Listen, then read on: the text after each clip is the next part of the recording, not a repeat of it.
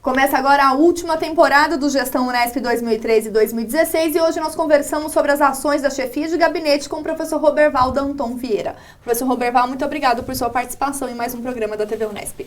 Eu que agradeço e é sempre um prazer estar com vocês e levando à nossa comunidade algumas informações aí da gestão da universidade. Professor, o senhor assumiu a gestão, de 2013 enquanto chefe de gabinete. Eu gostaria que o senhor comentasse que desafios foram esses que você imaginava que você teria enquanto chefe de gabinete na universidade, perto da comemoração dos seus 40 anos, que é agora em 2016.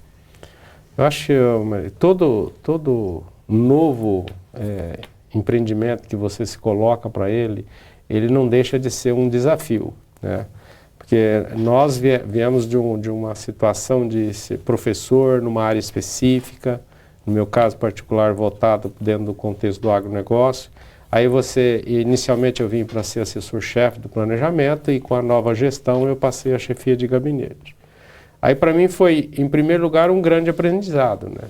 Primeiro que eu acho que a chefia de gabinete ela acaba te ensinando muita coisa, te dá uma visão mais geral da universidade, talvez não muito detalhada, porque você fica mais nos contatos e na aproximação do reitor, não só com a comunidade interna, mas também e principalmente a comunidade externa, né?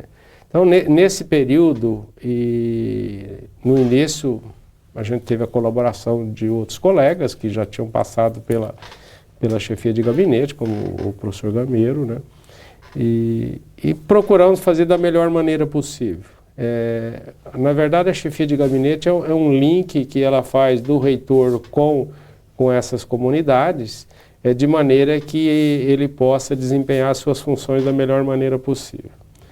Infelizmente, nós tivemos nessa gestão o problema de saúde do professor Durigan, que, graças a Deus, ele teve um ano de muita luta, mas superou isso aí, está bem. E é claro que nesse afastamento dele, e com a professora Marilza assumindo a reitoria no exercício, acaba havendo uma sobrecarga, né? Que aí você tem que não só dar a cobertura para ela, mas também acaba tendo que dar cobertura para outras ações que poderiam ter ficado assim de maneira mais suave. Mas eu acho que com todas as dificuldades conseguimos superar isso aí, vencemos, ele retornou e continuamos nesse trabalho. E que, apesar de tudo, foi muito gratificante, assim, do ponto de vista desse aprendizado, desse contato, conhecimento com a comunidade, uma ligação e um conhecimento externo também muito grande, né? Que você acaba em determinados momentos você tendo que acompanhá-lo em várias situações. Então foi muito rico esse aprendizado. Que avanços que nós podemos anotar, professor, assim, a respeito da nossa universidade, de como ela estava em 2013 e como nós fechamos o ciclo em 2016, né? Tivemos novos cursos, novas avaliações institucionais. Eu entendo que eu gosto de fazer uma leitura da Unesp um pouco anterior a isso aí, né? Eu acho que eu costumo dizer que a Unesp tem antes e após o professor Macari. E realmente foi um divisor de água nesse processo. E desde então, eu acho que se você analisar todos os indicadores que a gente tem, tanto de graduação, de pós-graduação, de pesquisa, de inovação, internacionalização, eles são altamente significativos. A universidade cresceu nesse período. Cresceu em quantidade, cresceu em qualidade, cresceu na sua interação, interlocução com os seus recursos humanos, vamos dizer assim. Tá? Então, eu acho que isso é um ponto que a gente não tem jeito de negar. É claro que, vamos dizer assim, do início para o meio da gestão do professor Durigan, foi detectado que a economia não caminhava bem e esse processo foi se agravando e com um reflexo direto na universidade.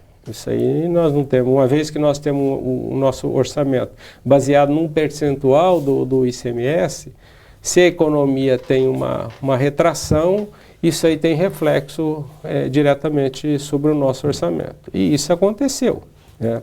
se você olhar em números reais, da metade de 2014 para cá, nós temos um decréscimo de orçamento, né? E as demandas só aumentam. Aumenta a demanda em função de dissídio, em função das carreiras que tem, em função da própria, assim, dos programas que a universidade tem dentro do PDI, né? De melhoria da sua atividade acadêmica de modo geral. Então, isso aí teve um reflexo muito grande. Então, nós temos o que fazer agora? Nós temos que parar, pensar, discutir esses problemas para achar o melhor caminho. A universidade está aí nesse período sem contratação, né? Mas não porque essa gestão, o reitor em particular quer, muito pelo contrário, o que ele mais queria era liberar não só as contratações, como algumas obras que nós temos ainda por fazer. Mas a prudência, a responsabilidade na gestão faz com que ele tenha essa atitude de segurar um pouco o processo, porque nós temos um compromisso de responsabilidade fiscal, e particularmente ele que responde. Então, acho que nesse ponto ele é muito consciente e responsável, e tem feito isso até recebendo muita crítica, né? Porque às vezes eles acham que ele é muito duro mas não é. Eu acho que é questão de ser responsável.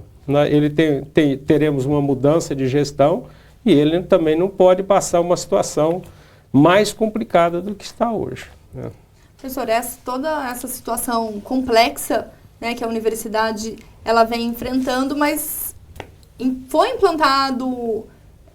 implantadas algumas ações, né, nesses 4 anos, e a consolidação do PDI é uma delas que vem garantindo a sustentabilidade de algumas ações importantíssimas em cada uma das esferas em prol do ensino, da pesquisa e da extensão. Eu gostaria que o senhor comentasse um pouco a partir do seu ponto de vista, ali da chefia, do contato direto com as unidades universitárias. Sem dúvida, eu acho que o PDI foi um grande avanço na universidade. Ele estabeleceu programas e dentro das instâncias que estavam esses programas, cada um era responsável pela gestão. Então, isso aí é como uma descentralização de responsabilidade. Uma vez estabelecido o programa com o recurso, caberia aquela instituição, aquela instância, seja graduação, pós-graduação, pesquisa e etc., a gerir isso aí. É claro que eu vejo como isso aí foi um dos grandes avanços que a universidade teve e acabou ajudando não só na melhoria do ensino, como na melhoria de outros índices. Mas só voltando um pouquinho, você falou como que eu diria para você,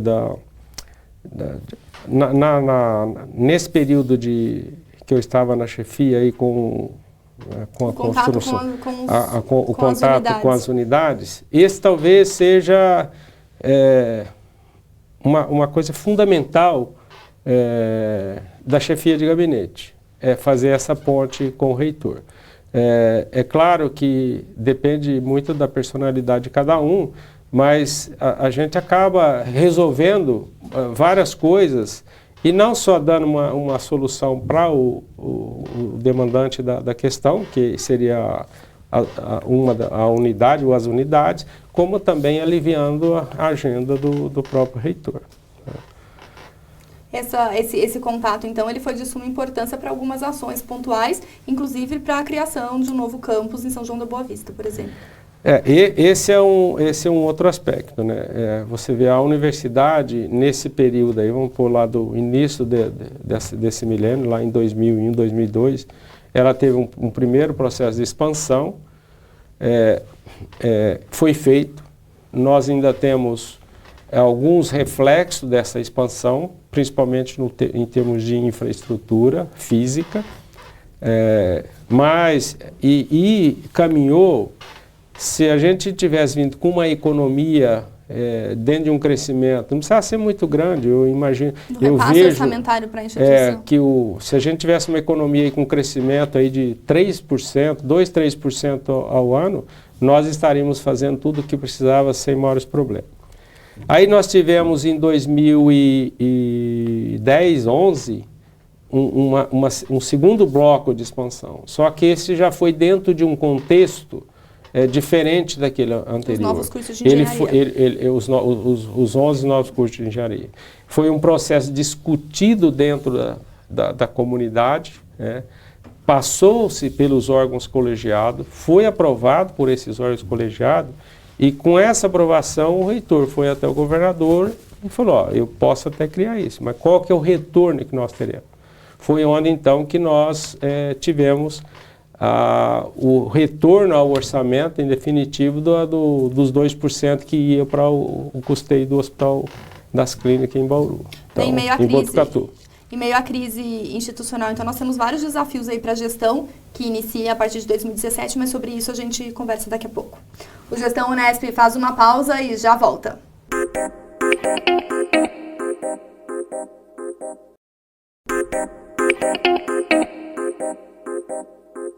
O Gestão Unesp está de volta e hoje nós conversamos sobre as ações da chefia de gabinete nessa gestão 2013 e 2016. Professor Roberval, nós pontuamos, né, o crescimento institucional. Eu gostaria que o senhor falasse um pouquinho sobre a visibilidade da nossa instituição, tanto nesse âmbito interno, uma vez que você teve esse contato direto com as unidades, mas também em nível internacional.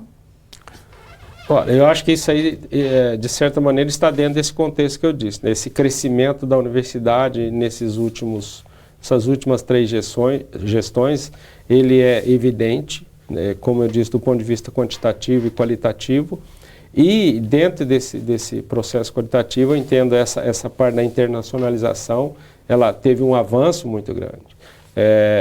Eu entendo que nesse período, até então, houve assim, uma prospecção de possibilidades, né?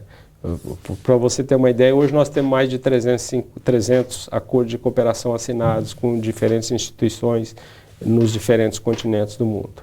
Então, eu entendo que daqui para frente nós precisamos focar, ver aquilo que realmente possa trazer resultados positivos para a universidade. É humanamente impossível você trabalhar com essas 300 instituições, que tudo isso demanda recurso. Então, eu acho que aí nós temos que ter um foco mais dirigido para os interesses nossos, tá?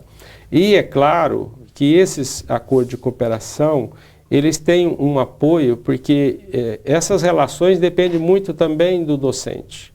Então, é importante que tenha um acordo, porque ela pode facilitar uma relação de um docente com uma universidade, sem diretamente ter o envolvimento da instituição central. Tá? Então, eu acho que tem esses dois lados da questão da importância.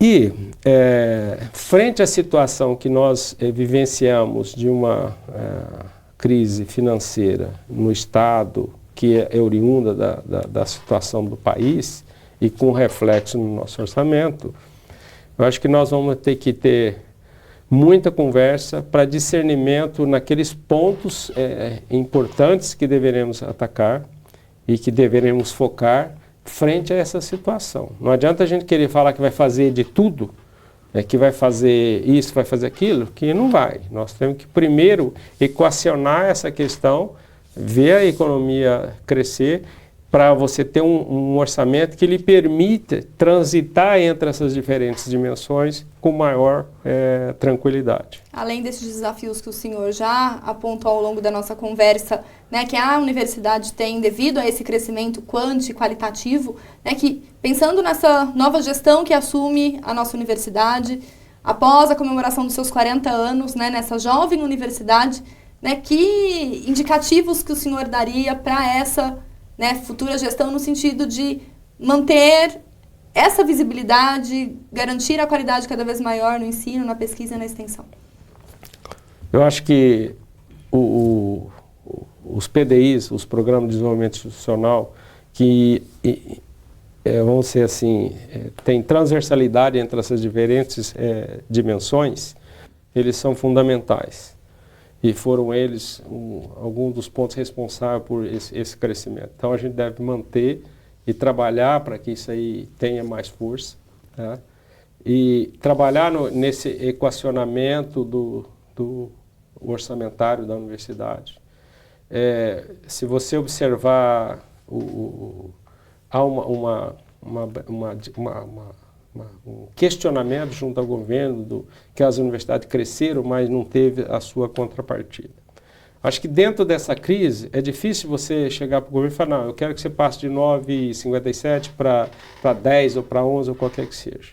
Eu acho que eu tenho uma visão seguinte, o primeiro passo que eu trabalharia é para que esses 9,57% sejam calculados em cima do total do produto do ICMS.